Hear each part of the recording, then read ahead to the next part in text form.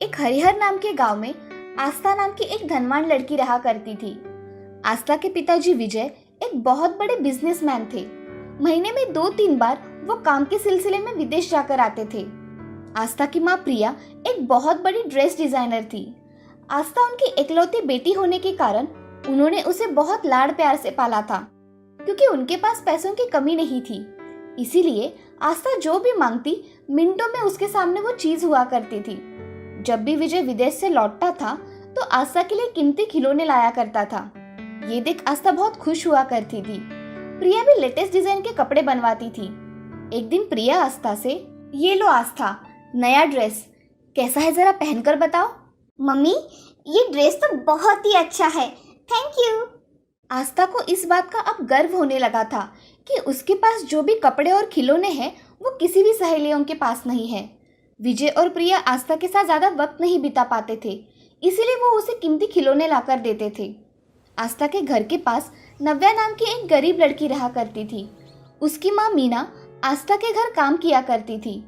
नव्या के पिताजी रमेश भी फैक्ट्री में मजदूरी का काम किया करते थे। रमेश और मीना उनके पास जो भी था उसमें नव्या की बड़ी प्यार से देखभाल किया करते थे। नव्या और आस्था एक ही उम्र के थे। जब नव्या अपने माँ के साथ आस्था के घर जाती थी तब आस्था उसे खिलौने दिखाती थी। जानती हो, ये ड्रेस मेरी मम्मी ने मेरे लिए खास करके बनवाया है और ऐसा ड्रेस किसी के पास नहीं है।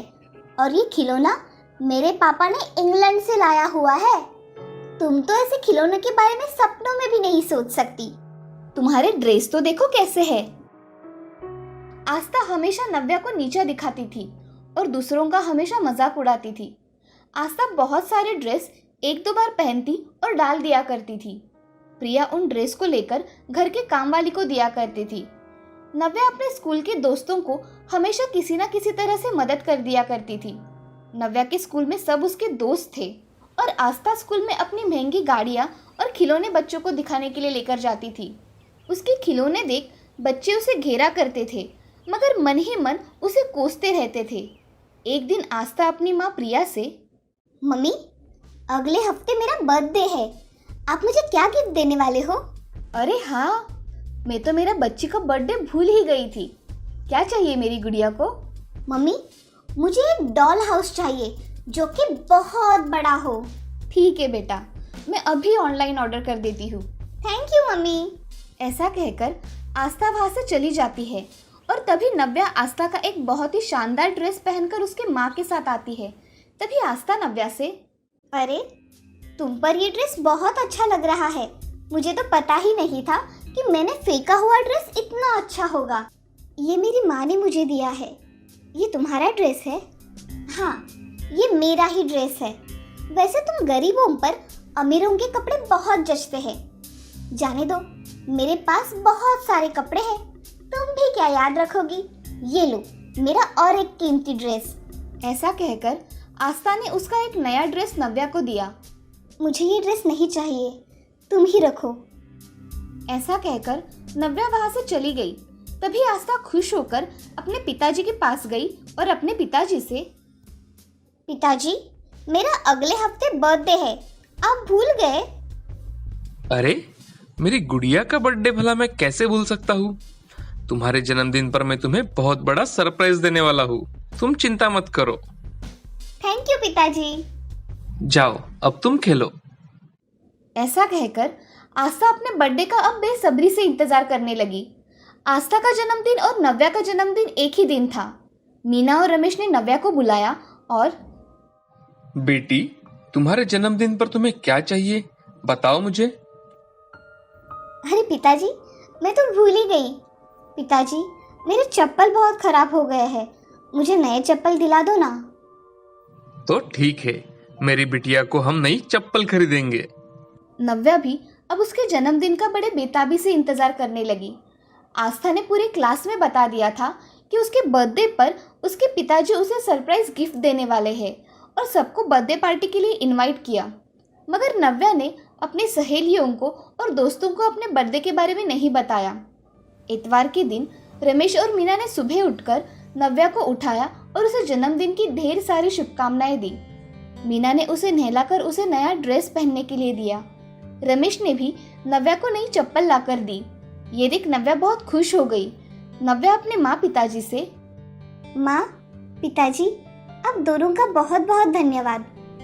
तभी रमेश और मीना नव्या के साथ मंदिर में भगवान के दर्शन करने के लिए गए। और दूसरी ओर आस्था के पिताजी विजय को किसी अर्जेंट काम से लंदन जाना पड़ा। सुबह ही विजय ने आस्था को फोन किया। Happy birthday my princess. बेटा, मुझे कुछ अर्जेंट काम के सिलसिले में लंदन आना पड़ा। मैं जल्द ही वापस आ जाऊंगा। थैंक यू पिताजी। ऐसा कहकर आस्था अपने कमरे से बाहर आई तो आस्था अपनी माँ को आवाज लगाती है, मम्मी, मम्मी, कहाँ हो? उसकी आवाज सुन घर की नौकरानी ने एक ड्रेस उसके हाथ में दिया और कहा, बेटी आस्था, तुम्हारी माँ ने तुम्हें आज ये ड्रेस पहनने के लिए दिया है। जन्मदिन की ढेर सारी शुभकामनाएं। धन्यवाद चाची। मम्मी कहाँ है? बेटी, माँ को सुबह ही अर्जेंट काम की वजह से बाहर जाना पड़ा। तुम नहाकर तैयार हो जाओ। जी। आस्था जा रही थी तभी फिर से फोन बजा। आस्था ने जल्दी जाकर फोन उठाया तो प्रिया फोन पर बात कर रही थी। Happy birthday princess. मेरी बच्ची, मैं आज सुबह अर्जेंट काम होने की वजह से ऑफिस आई हूँ। मैं शाम तक घर आ जाऊंगी। तुम तैयारी करके रखना। ठीक है मम्मी। ऐसा कहकर आस्था ने फोन रख दिया और अपने कमरे में जाकर रोने लगी। उसे आज बहुत बुरा लगा। शाम को आस्था का घर बर्थडे पार्टी के लिए सजाया गया। उसके लिए वहां बहुत सारे तोहफे रख दिए गए। हॉल के बीचों बीच एक बहुत बड़ा केक रखा हुआ था। बच्चों को खाने के लिए अलग अलग तरह के पकवान, स्नैक्स, स्वीट तथा आइसक्रीम भी रखा हुआ था। तभी आस्था वहां नया ड्रेस पहनकर आई और उसके सारे दोस्तों ने उसको जन्मदिन की शुभकामनाएं दी। थोड़ी देर बाद आस्था अपने माँ का इंतजार करने लगी, मगर प्रिया जल्दी नहीं आई। आस्था के सारे दोस्त वेट करके थक गए। तभी एक दोस्त आस्था से, आस्था, तुम्हारी मम्मी को आने में बहुत देर हो जाएगी। हमें अभी हमारे घर जाना चाहिए। बाय। ठीक है, बाय। ऐसा कहकर सारे दोस्त वहां से चले जाते हैं। तभी प्रिया का आस्था को फोन आता है, बेटा, मुझे आने में थोड़ी और देर हो जाएगी। तुम तुम्हारे दोस्तों के साथ अपना जन्मदिन मना लेना, ठीक है? सॉरी बेटा। आस्था गुस्से से फोन काट देती है और अपने कमरे में जाकर रोने लगती है। इधर नव्या के घर उसके दोस्त नव्या का जन्मदिन याद रखते हुए उसके लिए छोटे छोटे तोहफे लेकर उसके पास गए। तभी मीना ने सभी बच्चों के लिए बिरयानी और खीर बनाई थी। मीना ने खुद के हाथों से नव्या के लिए केक बनाया था। थोड़ी देर बाद नव्या और मीना आस्था के घर बर्थडे की बधाई देने के लिए गए। वहां पर जाते ही आस्था कहीं नहीं दिखी तो नव्या उसके कमरे में चली गई तो आस्था वहां रो रही थी।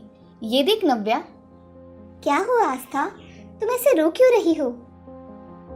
तब आस्था ने नव्या को जो कुछ हुआ वो सब बताया।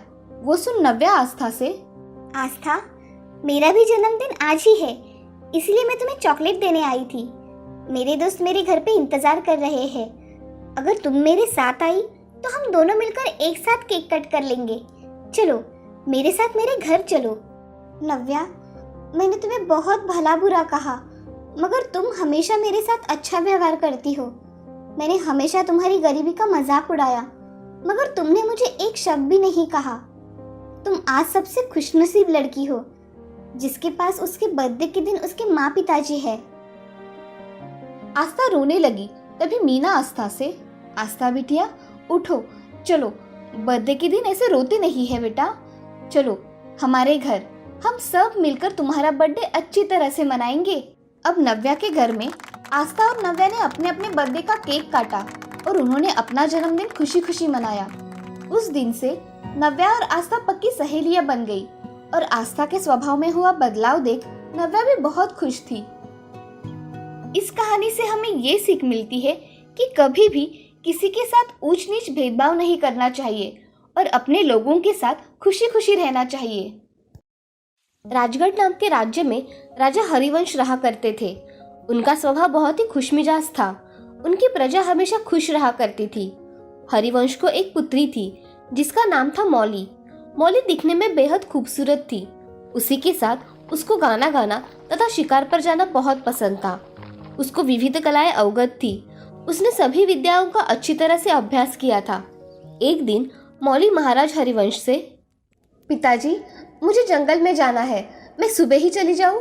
बेटी, तुम्हें तो पता है हम आपको अकेले जंगल नहीं जाने दे सकते।